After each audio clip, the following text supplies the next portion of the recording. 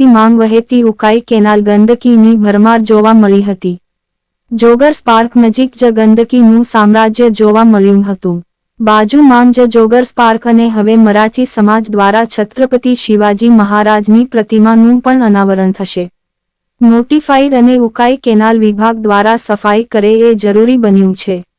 Ankleshwar GIDC વિસ્તારમાં આવેલ ઉકાઈ જમણા કાંઠા નહેરની માઇનોર કેનાલમાં ગંદકીથી ખડબડ જોવા મળી. નજીક આવેલ જોગર્સ પાર્ક ખાતે શિવાજીની પ્રતિમાનું અનાવરણ બીજેપીના રાજ્ય અધ્યક્ષ સી.આર. પાટીલના હસ્તે કરવામાં આવનાર છે.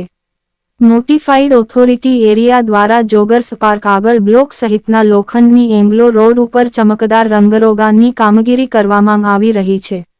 પરંતુ નોટિફાઈડના અધિકારીઓને નજીકમાં જ આવેલી કેનાલમાં ગંદકી દેખાતી નથી. સમગ્ર અંકલેશ્વર શહેર તેમજ જીઆઈડીસી જીએનએફસી તળાવ વિસ્તારમાં આ જ પાણીનો ઉપયોગ કરવામાં આવે છે. આ કેનાલના પાણીમાં ચીજવસ્તુઓ પણ નાખવામાં આવતા દુર્ગંધયુક્ત કચરાથી ખદબદી રહ્યું છે. જીઆઈડીસી નોટિફાઈડ એરિયામાં મોટી સંખ્યામાં વસ્તી વસી રહી છે. જોગર્સ પાર્ક ખાતે સવાર સાંજ રહેણાંક વિસ્તારના રહીશો મુલાકાત લેતા જ હોય છે.